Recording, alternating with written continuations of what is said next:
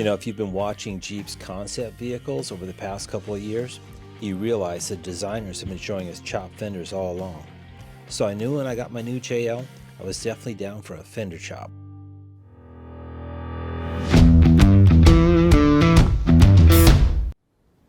Hello and welcome back to Expedition Builds.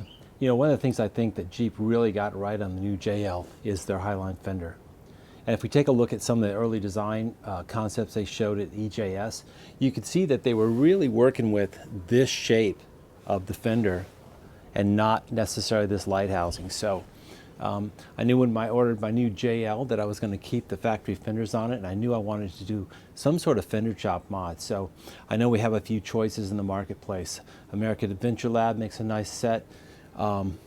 Quake LED is making one, as well as Rugged Ridge. So stick around. Let's take a look at what I chose, how I chose it, why I chose it, and let's get it installed on the new JL.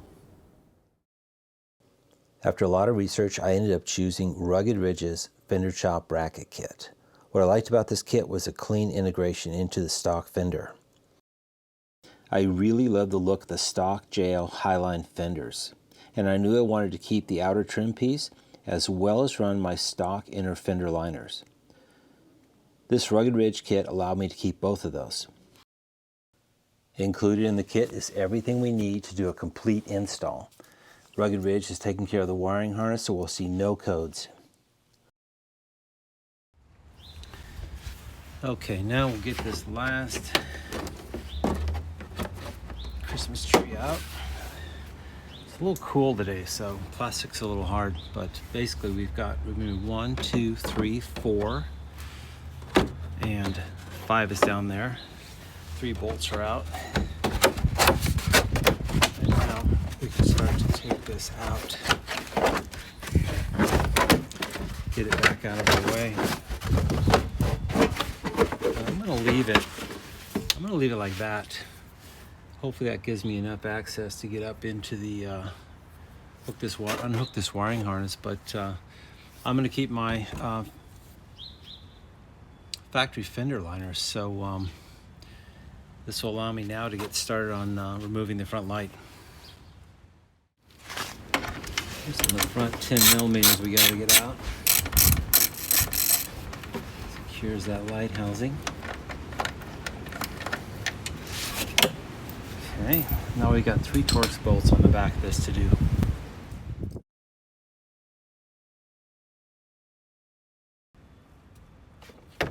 Alright, let's go after the remainder of these Torx bolts.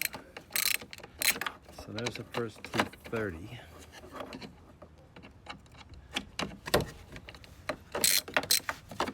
That holds this outside marker on.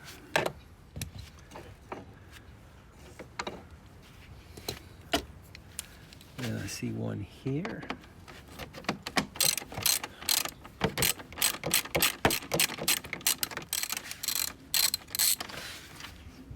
Okay.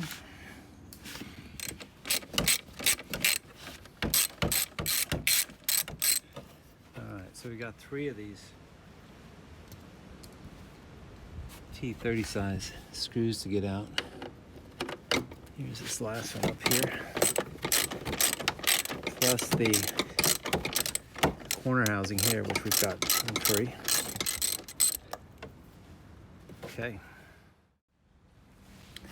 Okay, now we can release this side marker. Slide that out of the way. Okay, now this last screw we've got to get out is a T25 bit. And that should be our last of the 4 holding this front light housing in place. A little tricky to reach, but not too bad. Like I said, this would be a little easier on a warm day. It's kind of cool here today in Chicago.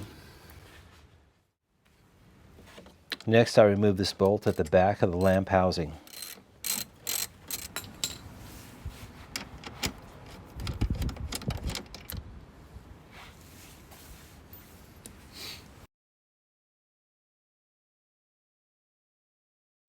Next, remove this plastic pop rivet right at the base of the turn signal housing.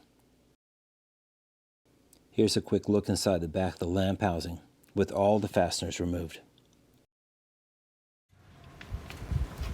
Okay, now that I've got all the bolts removed, let's slide this back. This will drop down and get us to the last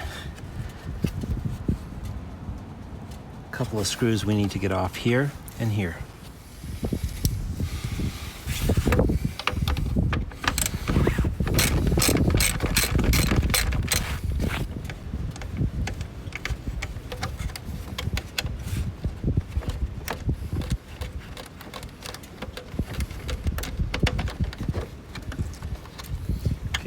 Got that free. This housing is actually using double stick to hold it in place once these bolts are out, so we should be able to pull straight back, and there we go. So now we'll get this wiring harness pried loose and we're ready to start cutting some of this plastic out of the way. Here's a look at the stock DRL we just removed from the Jeep.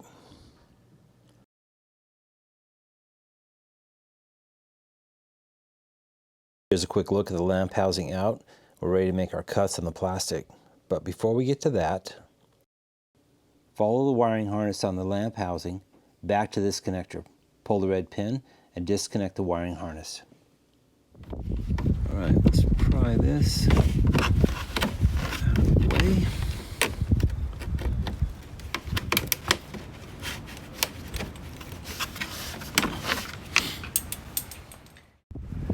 All right, now with the light assembly out of the way, we're ready to make our cut. So we're gonna cut right across here, and then leaving this long, I'm gonna cut somewhere down here. We're gonna come back and size it and do our final cut once I get the light housing installed. But for right now, we just have to get this front plastic piece out of the way.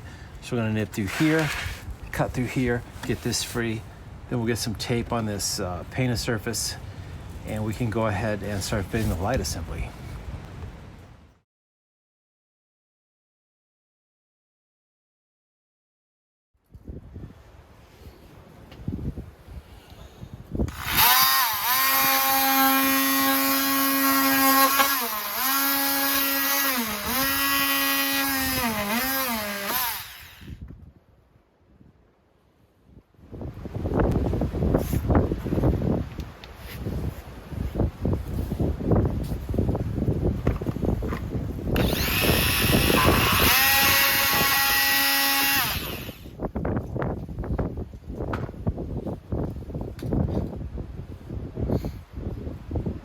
Okay, as you can see, now we've got that cut away.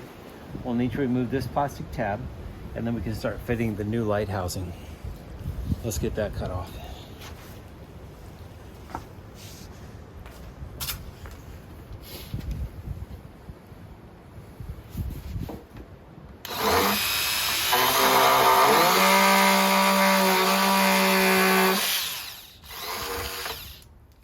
Now we're ready to put the lamp assembly together and start fitting them to the Jeep. Here's everything in the kit laid out, ready to assemble. And here's the new light fully assembled. We can now take this over to the Jeep and begin fitting them carefully into the fender cutouts. Note the red 3M double-sided tape. This will stick to the underside of the fender. Here's a look at the underside of the fender. You can see where I cut the plastic back. Be sure and be careful when you make this cut, as you can go right through the surface of the fender. These are the stock factory clips that held the wiring harness in place. I cut these loose and reused them on my new installation, keeping the wires tucked up tight just like the factory did. The new wiring harness resides inside the new heat shrink.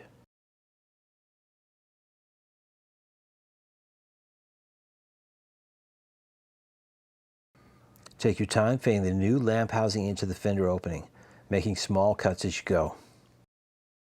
And here's the completed installation. What a transformation this makes to the front of your JL.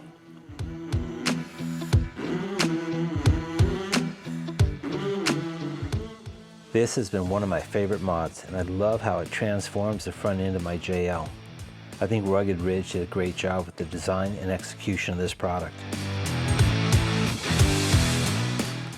We hope you enjoyed this review. Until next time, stay safe, and we'll see you on the trails.